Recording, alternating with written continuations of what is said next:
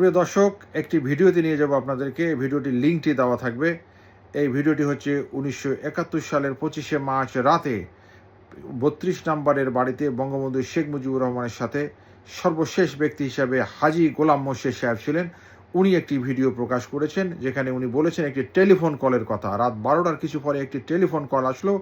ওই telephone call থেকে বলা হলো একটি কোড নেম, ছদ্মনাম, বলছে আমি বলদা গার্ডেন থেকে বলছি এবং মেসেজ ডেলিভারি হয়ে গেছে, কাজ হয়ে গেছে, এই ধরনের একটি কথা বলছেন। এখন কে এই বলদা গার্ডেন থেকে বলছেন এটি আমরা এখন বের করব। এই দেখেন, ভিডিওতে চলে যাচ্ছে।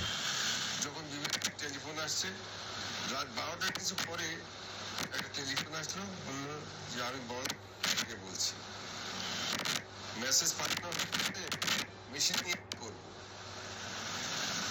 আমি রিসিভ করছিলাম, আর কেউ রিসিভ করার ছিল না। ভাবি ছিল বঙ্গবন্ধু ছিল, আমি ছিলাম, আমার রাসেল ছিল। আর বঙ্গবন্ধু যে বললাম যে বঙ্গবন্ধু মুজিব ভাই, তখন তো বঙ্গবন্ধু বলতাম না, মুজিব ভাই বলতাম, অথবা লিডার বলতাম, দুটো একটা বলতাম আর কি। মারা যাওয়ার পরে বঙ্গবন্ধু বলা শুরু করেছি। তো বলতে কারণে মেসেজ এসছে, মেসেজ পাঠানো হয়ে গেছে, মেশিন নিয়ে কি করবে? তো বললেন যে ওদের বলে দাও যে মেশিনটা ভেঙে ফেলে পালিয়ে যেতে। ওনাকে বঙ্গবন্ধু বলছেন টেলিফোনে যে সে কোড ছদ্মনাম থেকে যিনি টেলিফোন করেছেন ওনাকে বলে দাও মেশিনটা ভেঙে চুরে পালিয়ে যেতে। পরবর্তীতে জানা যায় যে সেই মেশিনের মধ্যে থেকে একটি স্বাধীনতার যে ঘোষণা, সেই ঘোষণাটি প্রচার করা হয়েছিল এবং এটি ছিল ওই বলদা গার্ডেনের কোড নেম, ছদ্মনাম ব্যবহার করে যিনি কল করেছিলেন ওনার নাম হচ্ছে ইঞ্জিনিয়ার নুরুল হক সাহেব, বুয়েটের একজন মেধাবী স্টুডেন্ট, ব্রিলিয়ান্ট স্টুডেন্ট। উনি তখন ডাক ও টেলিযোগাযোগ মন্ত্রণালয়ের চিফ ইঞ্জিনিয়ার ছিলেন। ওনার বাড়ি কুষ্টিয়ায়। উনি 32 নম্বরে প্রায় যাতায়াত করতেন এবং কুষ্টিয়ার যে ব্যারিস্টার আমিরুল ইসলাম সাহেবের সাথে একদিন ওনার বঙ্গবন্ধুর বাসভবনে 32 নম্বরে দেখা হয়েছিল।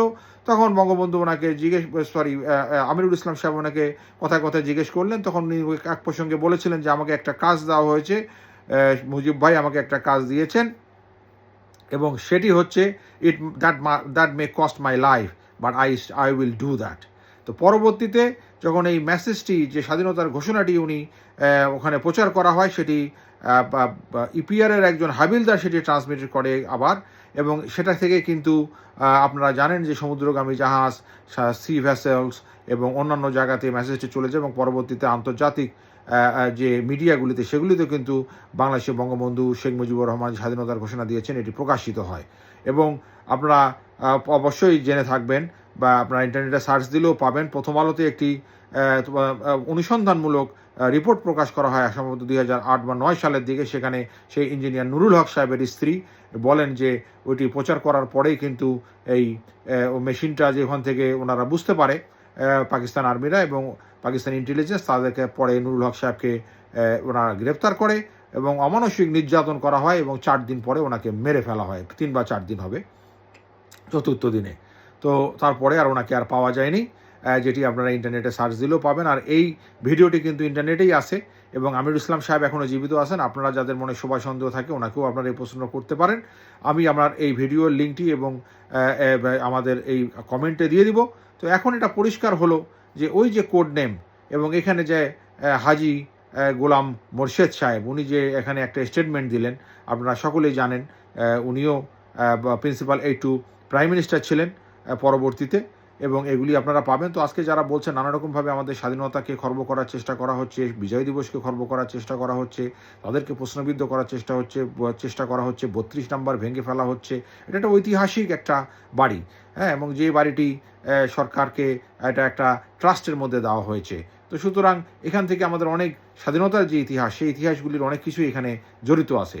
আমি এটাই বলবো, যারা আমাদের স্বাধীনতাকে ডিমিনিশ করতে চান, যারা আমাদের মহান মুক্তিযুদ্ধকে ডিমিনিশ করতে চান, যারা বঙ্গবন্ধুকে অবজ্ঞা করে বলতে চাচ্ছেন না উনি কিছুই ঘোষণা দেয় নাই, বঙ্গবন্ধুর কোনো কিছুই অবদান নাই, উনি মুক্তিযুদ্ধের সাথে জড়িত ছিলেন না, এই ধরনের কথা অবান্তর। এগুলি আমাদের একমাত্র হচ্ছে আমাদের যে গৌরবের ইতিহাস, এই ইতিহাসকে বিকৃত করে আমাদের ভবিষ্যৎ প্রজন্মের নিকট আমাদেরকে একটা দ্বান্দ্বিক একটা অবস্থায় নিয়ে যাওয়া এবং আমাদের সকলের একটা জাতিগতভাবে আমাদের গৌরবকে ক্ষতি সাধন করা। তো আমি অবশ্যই আহ্বান জানাবো যারা এই কাজগুলি করছেন তারা যেন এই সমস্ত জিনিস দেখেন এবং আপনাদের কাছে আমি বলবো আপনারাও এই জিনিসগুলি দেখবেন এবং আপনারা নিজে বিবেচনা করবেন। ধন্যবাদ সকলকে।